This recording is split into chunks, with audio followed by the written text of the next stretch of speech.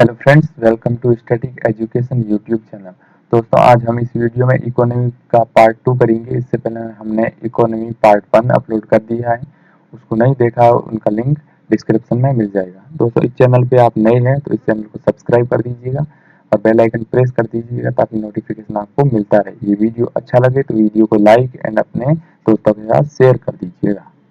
Okay दोस्तों, चलते हैं। अब हम एमसीक्यू लेते हैं। 100 से ज़्यादा इसमें एमसीक्यू है जो फटाफट से हम करेंगे। इकोनॉमिक पार्ट 2 है वीडियो। चलते हैं, एमसीक्यू लेते हैं। फर्स्ट, भारत की राष्ट्रीय आय का मुख्य स्रोत कौन सा है? जो भारतीय की राष्ट्रीय आय है उसका मुख्य स्रोत कौन सा है? स्रोत कौन सा है?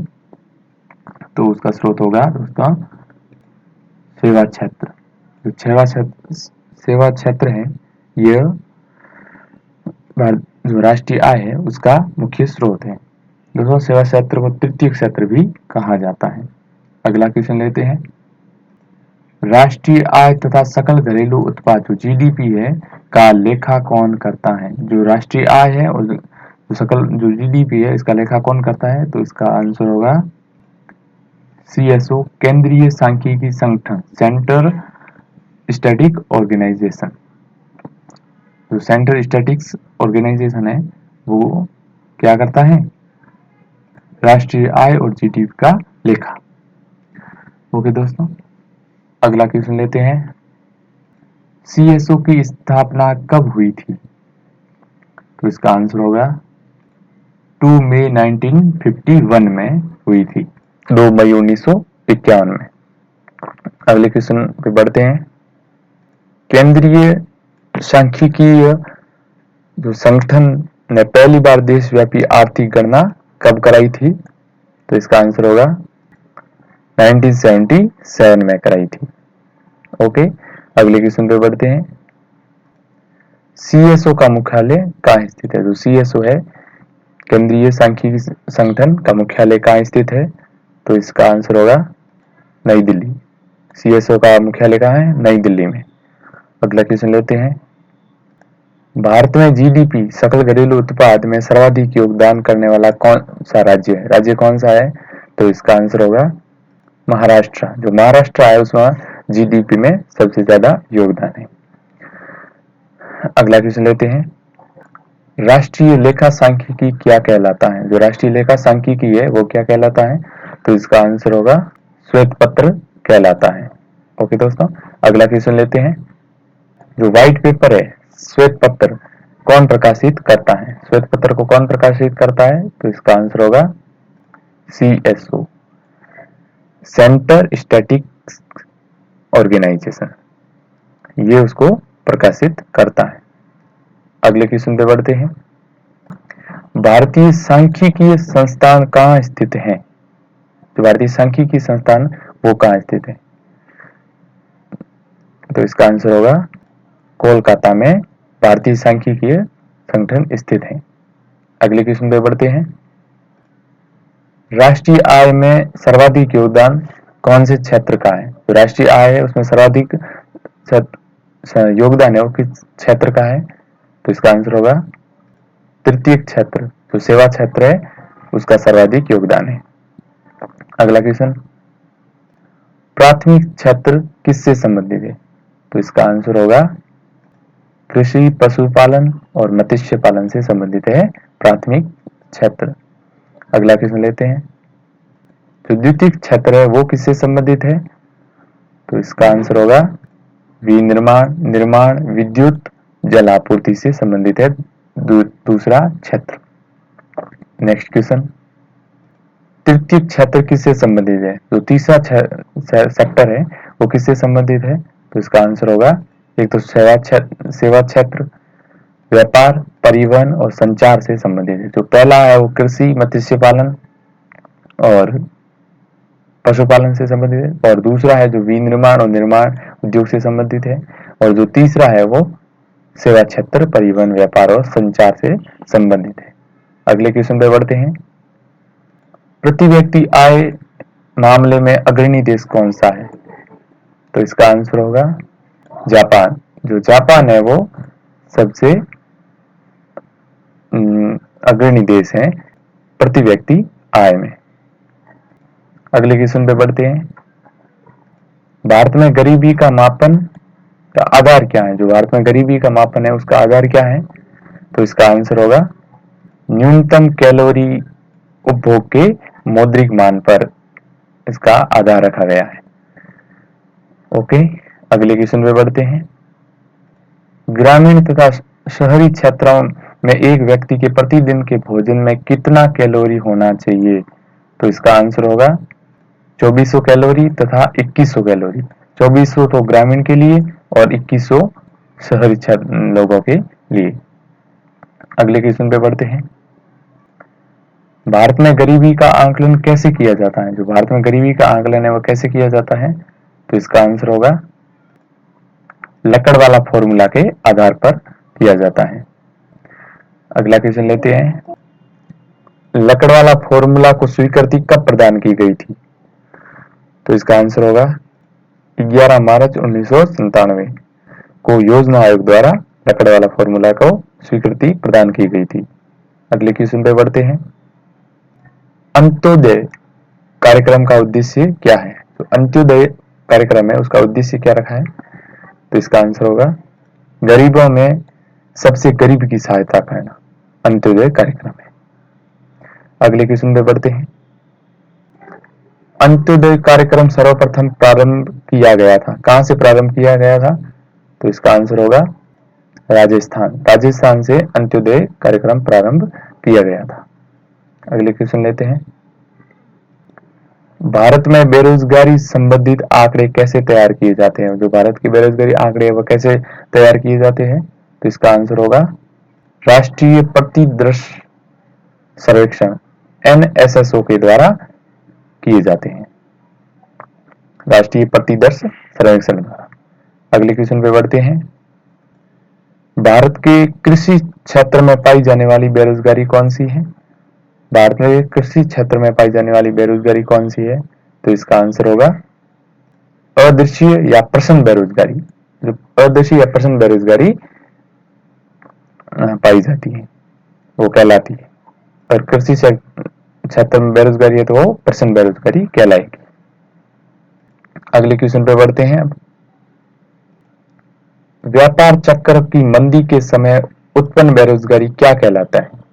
तो व्यापार से चक्कर में मंदी के समय उत्पन्न बेरोजगारी क्या कहलाती है? तो इसका आंसर होगा चक्रीय बेरोजगारी कहलाती है। अगले क्वेश्चन पे बढ़ते हैं। भारत में बेरोजगारी का स्वरूप कैसा है? जो भारत में बेरोजगारी है उसका स्वरूप कैसा है? तो इसका आंसर होगा संरचनात्मक। तो भारत में बेरोजगारी का स्वरूप कैसा है? संरचनात्मक स्वरूप है। अगले क्वेश्चन पे बढ़ते हैं। ग्रामीण क्षेत्रों में पाई जाने वाली बेरोजगारी क्या कहलाती है? जो कृषि क्षेत्र में पाई गई वो उसको तो प्रसन्न या अदृश्य बेरोजगारी कहलाई, और ग्रामीण क्षेत्रों में जो ग्रामीण क्षेत्रों में पाई जाने वाली बेरोजगारी कौन सी कहलाई? तो इसका आंसर होगा मौसमी बेरोजगारी। जो मौसमी बेरोजगारी है वो ग्रामीण क्षेत्रों में पाई जाती है, जो कृषि क्षेत्रों में सेम भाई। अगले क्वेश्चन पे बढ़ते हैं। शहरी क्षेत्रों में पाई जाने वाली बेरोजगारी कौन सी है? ग्रामीण में तो जो मौसमी बेरोजगारी, तो शहरी क्षेत्र में पाई जाने वाली बेरोजगारी कौन सी है? तो इसका आंसर होगा खुली या अप्रत्यक्ष बेरोजगारी पाई जाती है शहरी क्षेत्रों में। अगले क्वेश्चन पे बढ़ते हैं। प्रथम वित्त आयोग का गठन कब हुआ था? जो पहला वित्त आयोग है उसका गठन कब हुआ था? तो इसका आंसर होगा 1951 में पहले वित्त आयोग का गठन हुआ था। अब कौन सा चल रहा है? 15वां वित्त आयोग, और उसके अध्यक्ष हेड कौन है? NK सिंह। ओके, अगले क्वेश्चन पे बढ़ते हैं। वित्त आयोग का गठन किसके द्वारा होता है? जो वित्त आयोग है उसका गठन किसके द्वारा होता है? तो इसका आंसर होगा राष्ट्रपति द्वारा। राष्ट्रपति द्वारा कौन से आर्टिकल के तहत?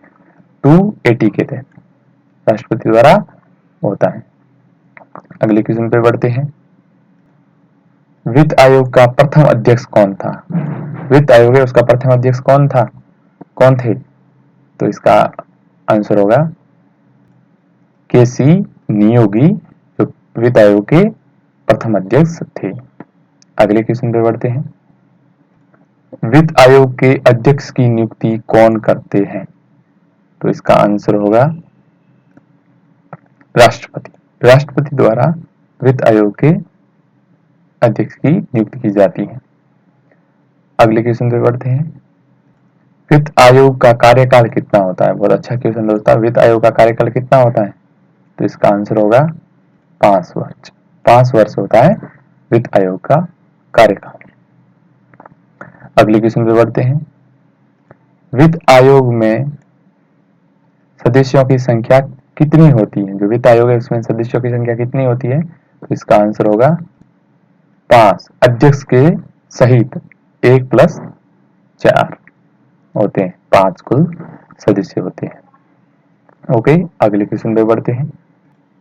अब तक गठित वित्त आयोगों की संख्या कितनी है? अब तक गठित वित्त आयोगों की संख्या कितनी है? तो इसका आंसर होगा 15। अब तक गठित वित्त आयोगों की संख्या कितनी है? 15। ठीक है दोस्तों, तो 15 वित्त आयोग है, उनके अध्यक्ष कौन है? एन.के. सिंह। ओके दोस्तों, अगले क्वेश्चन में बढ़ते हैं। वित्त आयोग का मुख्यालय कहाँ है स्थित? मुख्य कार्य क्या है? जो वित्त आयोग है उसका मुख्य कार्य क्या है? तो इसका आंसर होगा केंद्र तथा राज्य के बीच का राजस्व का बंटवारा करना इसका काम है। केंद्र और राज्य के बीच का राजस्व का बंटवारा करना। Okay, next question. छठे वेतन आयोग के अध्यक्ष कौन थे? जो छठा वेतन आयोग था उसके अध्यक्ष कौन थे? तो इसका आंसर होगा बी.एन. कृष्णा थे छठे वित्त आयोग के अध्यक्ष। अगले क्वेश्चन पे बढ़ते हैं। योजना आयोग का गठन कब और किसकी सिफारिश पर किया गया था? जो योजना आयोग है इसका गठन कब और किसकी सिफारिश पर किया गया था? इसका आंसर होगा 15 मार्च 1950 को किया गया था। 1946 में गठित नियोगी समिति की सिफारिश पर किया गया था। किसके? नियोगी, जो 1946 में गठित की गई थी नियोगी समिति, उसकी सिफारिश पर 15 मार्च 1950 को योजना आयोग का गठन किया गया था। ओके, अगले क्वेश्चन पे बढ़ते हैं। जो योजना आयोग है उसका प्रस्ताव किसने दिया था? तो इसका आंसर होगा जॉन मथाई। जॉन मथाई के द्वारा ही जो योजना आयोग का प्रस्ताव दिया गया था। Okay, next question. योजना आयोग किस प्रकार की संस्था है? जो योजना आयोग है वो किस प्रकार की संस्था है? तो इसका आंसर होगा परामर्शदात्री और गैर संवैधानिक। जो योजना आयोग है ये परामर्शदात्री एवं गैर संवैधानिक संस्था है। ओके, अगले क्वेश्चन पे बढ़ते हैं। योजना आयोग का अध्यक्ष कौन होता है? जो योजना आयोग है उसका अध्यक्ष कौन था? अब नहीं, अब योजना आयोग नहीं रहा।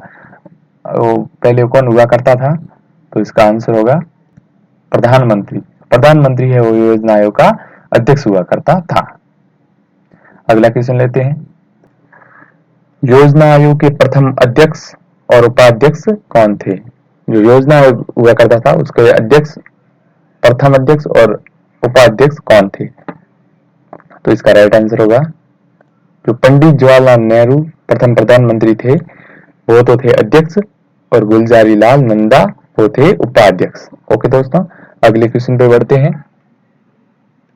योजना आयोग का मुख्य कार्य क्या था? जो योजना आयोग है उसका मुख्य कार्य क्या था? तो इसका आंसर होगा पंचवर्षीय योजना का निर्माण तथा जो खपरेखा तैयार करना। जो उसकी पंचवर्षीय योजना का निर्माण तथा एक खपरेखा है उसका जो रेखा है उसको तैयार करना। ओके, अगले क्वेश्चन में बढ़ते हैं। योजना आयोग के अंतिम अध्यक्ष और उपाध्यक्ष कौन थे? योजना आयोग जब समाप्त कर दिया गया उसे तो उसके अंतिम अध्यक्ष और उपाध्यक्ष कौन थे? तो इसका आंसर होगा प्रधानमंत्री जो नरेंद्र मोदी, और उपाध्यक्ष थे मोंटेक सिंह अहलूवालिया। ओके दोस्तों, अध्यक्ष तो नरेंद्र मोदी थे और जो उपाध्यक्ष थे वो थे एम.एस. अहलूवालिया। ओके, अगले क्वेश्चन पे बढ़ते हैं। योजना आयोग के स्थान पर किस नई संस्था का गठन किया गया? जो योजना आयोग है उसके स्थान पर किस नई संस्था का गठन कर दिया गया है? तो इसका आंसर होगा नीति आयोग। दोस्तों, जो नीति आयोग है उसका गठन कर दिया गया है योजना आयोग की जगह। और नीति आयोग की फुल फॉर्म पूछी जाती है दोस्तों, तो इसकी फुल फॉर्म है नीति, NITI। N का मतलब है नेशनल, I का मतलब है इंस्टीट्यूशन, फॉर, T का मतलब है ट्रांसफॉर्मिंग और I का मतलब है इंडिया। ये याद रखना है, national institution for transforming India, NITI Aayog. Okay दोस्तों, अगले क्वेश्चन पे बढ़ते हैं। नीति आयोग राष्ट्रीय भारतीय परिवर्तन संस्था है, वो कब अस्तित्व में आई? जो राष्ट्रीय भारतीय परिवर्तन संस्था जो नीति आयोग है वो कब बनी है? तो इसका आंसर होगा यह योजना आयोग की जगह 1 जनवरी 2015 को अस्तित्व में आई। ओके, अगले क्वेश्चन पे पढ़ते हैं। नीति आयोग के अध्यक्ष कौन होते हैं? जो नीति आयोग है उसका अध्यक्ष कौन है? योजना आयोग का अध्यक्ष होता था प्रधानमंत्री, तो नीति आयोग का अध्यक्ष कौन होता है? तो इसका आंसर होगा प्रधानमंत्री। इसका भी प्रधानमंत्री होते हैं। ओके, अगले क्वेश्चन पे पढ़ते हैं। नीति आयोग के प्रथम अध्यक्ष और उपाध्यक्ष कौन थे? नीति आयोग के प्रथम अध्यक्ष और उपाध्यक्ष कौन थे? तो इसका आंसर होगा नरेंद्र मोदी है, वो तो अध्यक्ष थे, और उपाध्यक्ष अरविंद पनघटिया। अरविंद पनघटिया उपाध्यक्ष और नरेंद्र मोदी जी अध्यक्ष थे प्रथम नीति आयोग के। ओके, अगले क्वेश्चन पे बढ़ते हैं। नीति आयोग किस प्रकार की संस्था है? तो इसका आंसर होगा गैर संवैधानिक, परामर्शदात्री एवं विशेषज्ञ संस्था है नीति आयोग। नीति आयोग कैसी संस्था है? गैर संवैधानिक, परामर्शदात्री एवं विशेषज्ञ संस्था है नीति आयोग। ओके, अगले क्वेश्चन बढ़ते हैं। जो योजना आयोग है उसके द्वारा इंडिया विजन 2020 दस्तावेज कब प्रस्तुत हुआ, कब किया? तो इसका आंसर होगा 3 जनवरी 2003 को नीति आयोग ने क्या किया था? इंडिया विजन 2020 प्रस्तुत किया था। ओके, अगले क्वेश्चन पे बढ़ते हैं। राष्ट्रीय विकास परिषद NDC का गठन कब हुआ? NDC का गठन कब हुआ? तो इसका आंसर होगा 6 अगस्त 1952 को हुआ था। ओके दोस्तों, NDC का गठन 6 अगस्त 1952 को हुआ था। अगले क्वेश्चन पे बढ़ते हैं। जो NDC है वो किस प्रकार की संस्था है? ये भी गैर संवैधानिक संस्था है। NDC गैर संवैधानिक एक संस्था है।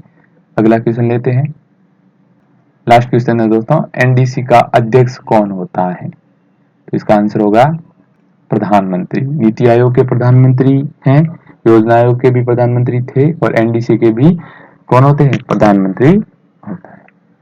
ओके दोस्तों, तो ये था वीडियो। कैसा लगा इसका फीडबैक कमेंट बॉक्स में दीजिएगा, और ये अच्छा लगा है तो इस वीडियो को लाइक, अपने दोस्तों के साथ शेयर और इस चैनल को सब्सक्राइब कर दीजिएगा। ओके दोस्तों, मिलते हैं अगली वीडियो में। तब तक के लिए take care and bye bye. Thank you.